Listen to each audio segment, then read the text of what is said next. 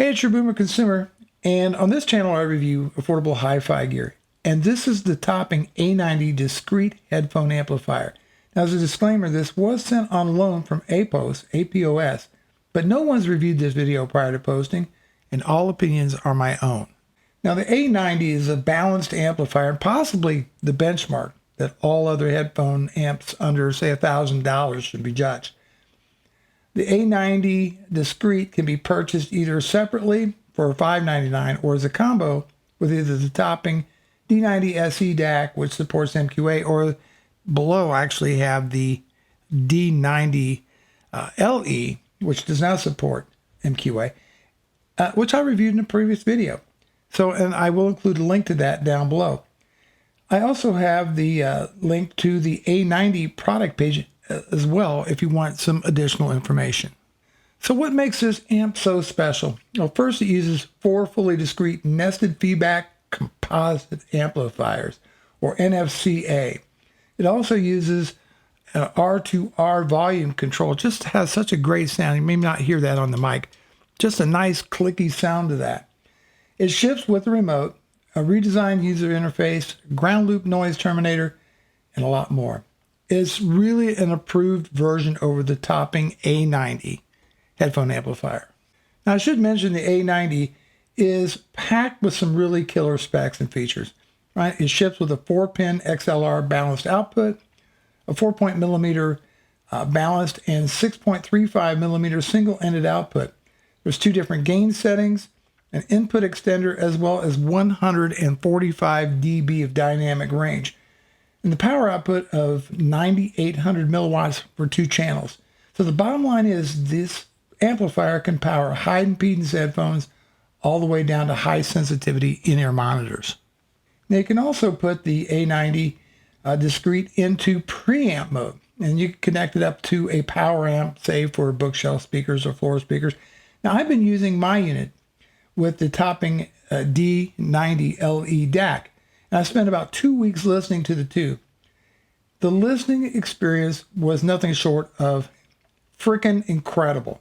And that's when using with a pair of my Hi-Fi Man Edition XS headphones. But more about that a bit later. Oh, and by the way, the A90 Discrete can remember your preferred volume settings. I should mention that the A90 Discrete is also available in black or silver. It should fit really well on most desks. It measures 22.2 centimeters across, or about 8.66 inches, 16 centimeters in depth for 6.3 inches, and about 1.77 inches tall. So it's not huge, but it's a nice size, I think. So let's talk about the front of the topping A90 Discrete headphone amplifier. All right, so you have different indicators here. You have little tiny LEDs that indicate when you're in preamp mode, headphone amplifier for power, your RCA input, XLR input, or what they call an extended input. Then you have the volume level on here, and really quite nice. And you can adjust the brightness on this. Then you have the 2 balanced outputs for XLR and also for 4.4mm. And then you have a single-ended output for the single-ended. This is your volume control. Again, nice clicky R to R. And it also serves as a multi-function button when you're doing your setup, which is done just by turning off the power, pressing and holding this in, then turning on the power, and then you get to various settings as well. Okay, let's talk about what's on the back of the topping A90 Discrete headphone amplifier. You have this USB-C port right here. That's for firmware updates. This is your extended input, so you could actually add more functionality to this at a later date. You have 2 XLR inputs as well as single-ended. Then you have single-ended outputs, your balanced outputs left and right, as well as your ground switch, ground lift. In case you get a little bit of hum, you would try using that switch. Of course, your power connection, your on and off switch. And that is the back of the topping A90 Discrete headphone amplifier. Okay, so the A90D ships with a really nice remote, and I think it's something you're going to find yourself using quite a bit. So starting at the top, you have your standby mode. Then this would be volume up. And then this button is your switch to previous input.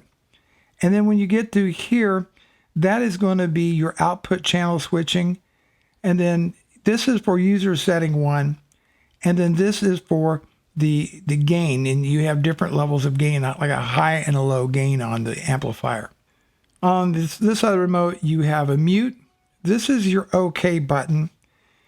And then this is switched to a different, or your next input, your volume down. This is an invalid button, user setting 2, and then this adjusts the brightness of the display. Now for testing purposes, I did use this with this topping D90 LE DAC. What a wonderful DAC. Again, I've got the link to that video down below. And I also use the Weem Mini Streamer, which I highly recommend. And then for headphones, I use the Hi-Fi Man Edition XS headphones, which are just a wonderful pair of planar headphones. And for music, the first thing I listened to was the Tennessee Waltz from Alan Taylor from the album Behind the Mix. And I got to tell you, this amp proved to be so buttery smooth. I mean, the vocals on that are just phenomenal. Musical Genocide from Gregory Porter on the Liquid Spirit album. The piano sounded like it was right in the room with me. I mean, the bass was punchy. It was tight. If I had to describe this amp one way, I would say, this is friggin' awesome. This thing is simply an amazing sounding amplifier. One of my favorite albums of all time is the album Tucson from Giant Sand.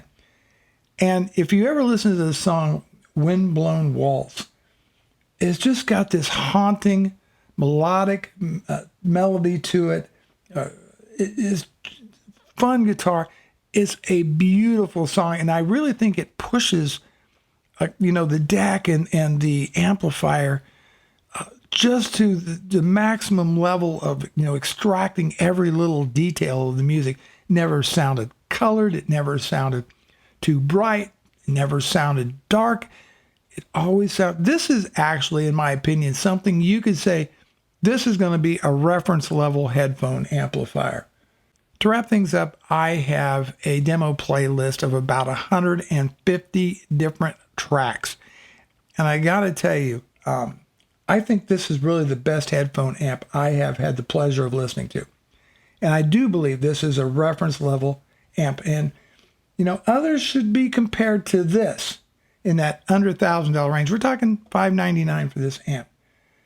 So to paraphrase others, this thing is nothing short but amazing in sound quality and features. Bruce Naylor, your Boomer Consumer. Thanks so much for watching, and I'll see you in the next video.